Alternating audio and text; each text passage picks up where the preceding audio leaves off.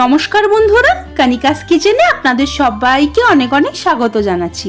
আজকে আমি আপনাদেরকে দারুণ সুস্বাদু এগ তড়কার রেসিপি শেয়ার করব। এই এগ তড়কাটা বানানো হবে খুব সহজ, আর রুটি, তন্দুর রুটি, নান সব কিছুর সঙ্গেই খুব ভালো লাগবে। চলুন তাহলে বানানো শুরু করা যাক। সবার প্রথমে একটা পাত্রের মধ্যে একটা মাঝারি সাইজের বাটির 1 বাটি পরিমাণে নিয়ে নিয়েছি তড়কার ডাল। এবারে জল দিয়ে ভালো করে ডালগুলোকে ধুয়ে নিয়েছি। আমি এটাকে ওভারনাইটের জন্য ভিজিয়ে রাখবো, তবে আপনারা অন্তত পক্ষে 5 থেকে 6 ঘন্টার জন্য ভিজিয়ে রাখবেন। ওভারনাইট ভেজানোর পর দেখতেই পাচ্ছেন বন্ধুরা, ডালগুলো হালকা হালকা ফুলে গেছে। এবার এগুলোকে সেদ্ধ করে নেওয়ার জন্য আমি প্রেসার কুকারে পর্যাপ্ত পরিমাণে জল দিয়ে দিয়েছি। এবারে ডালগুলোকে দিয়ে দিচ্ছি।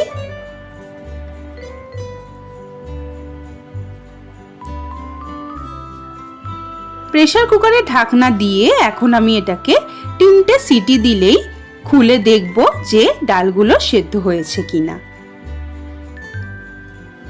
3টে সিটি হয়ে গেছে বন্ধুরা। এখন আমি খুলে দেখতেই পাচ্ছি যে ডাল আমার ভালোভাবে সুসেদ্ধ হয়ে গেছে। এবার এগুলোকে আমি নামিয়ে নিচ্ছি। এখন একটা গরম কড়াইতে দিয়ে দিচ্ছি 1 টেবিল চামচ পরিমাণে রিফাইন্ড অয়েল। তেল খুব ভালো মতন গরম হয়ে গেলে ডিম দিয়ে দিচ্ছি। 2টো ডিম আমি ফাটিয়ে দিয়ে দিলাম। সামান্য একটু লবণ দিয়ে দিচ্ছি ডিমের মধ্যে। এবার খুন্তি দিয়ে ডিমটাকে ভালোভাবে ভুজি করে নেব। ডিম আমার দেখতেই পাচ্ছেন বন্ধুরা সুন্দরভাবে ভুজি করে নেওয়া হয়ে গেছে। এবার আমি এগুলোকে তুলে নিচ্ছি।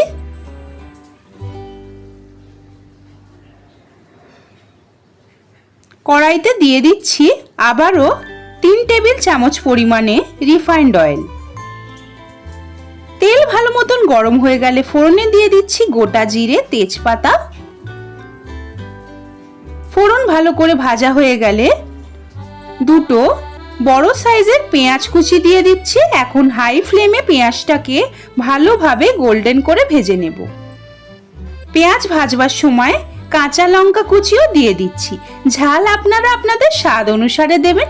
পেঁয়াজটা আমার ভাজা হয়ে গেলে টমেটো কুচি দিয়ে দিচ্ছি একটা বড় সাইজের। টমেটোটাকে ভাজবার সময় স্বাদ অনুসারে লবণ দিয়ে দিচ্ছি। এই সময় লবণটা দিলে টমেটোটা খুব তাড়াতাড়ি গলে যাবে। টমেটোটা গলে গলে গেলে দিয়ে দিচ্ছি 2 চামচ ভরে ভরে আদা রসুন বাটা। এখন আদা রসুনের কাঁচা গন্ধ চলে যাওয়া অবধি ভালো করে ভেজে নেব। আদা রসুনের কাঁচা গন্ধ চলে গেলে 1 চা চামচ পরিমাণে হলুদ গুঁড়ো আর 1 চা চামচ পরিমাণে লাল লঙ্কার গুঁড়ো দিয়ে দিচ্ছি। এখন মশলাটাকে নেড়ে চেড়ে ভালো করে কষিয়ে নিতে হবে। মশলা কষানোর সময় 1 চামচ পরিমাণে চিনি দিয়ে দিচ্ছি। চিনি দিলে স্বাদটা ব্যালেন্স হয়ে যায় আর কালারও খুব ভালো আসে।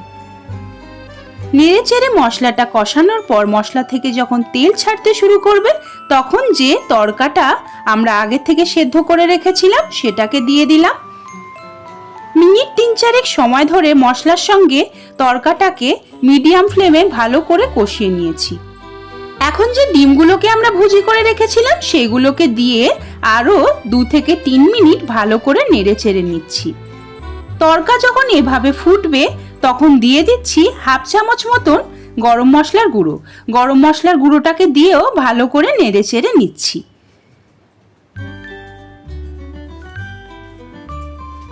নামাবার সময় দিয়ে দিচ্ছি 1 চামচ পরিমাণে ঘি। ঘি দিয়েও ভালো করে নেড়ে চেড়ে সমস্ত কিছু মিশিয়ে নিলেই তৈরি হয়ে যাবে একদম সহজ ও সরল পদ্ধতিতে দারুণ সুস্বাদু এগ তড়কা। আমি এখানে ধনেপাতা কুচি দিয়েছিলাম নামাবার সময়, সেটা আপনাদের দেখাতে ভুলে গেছি বন্ধুরা, তার জন্য আমাকে ক্ষমা করবেন।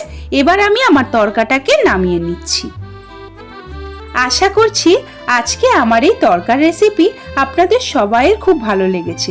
একবার এইভাবে বানিয়ে খেয়ে আমাকে কমেন্ট করে জানাবেন যে আপনাদের কেমন লাগলো। ভালো লাগলে লাইক করবেন, আমার চ্যানেলকে সাবস্ক্রাইব করে আমার পাশে থাকবেন। বন্ধুদের সঙ্গেও বেশি বেশি করে এই ভিডিওটিকে শেয়ার করবেন। আর পাশে থাকা বেল আইকনটিকেও ক্লিক করে দেবেন, যাতে আমি চ্যানেলে যখনই কোনো নতুন ভিডিও দেব তার আপডেট আপনারা সবার আগে পেয়ে যেতে পারেন। আজকের মতন এই পর্যন্তই, আবারও হাজির হয়ে যাব নতুন কোনো রান্নার রেসিপি নিয়ে। সেই পর্যন্ত আপনারা সবাই খুব ভালো থাকবেন ও সুস্থ থাকবেন। এতক্ষণ পাশে থাকার জন্য অনেক অনেক ধন্যবাদ।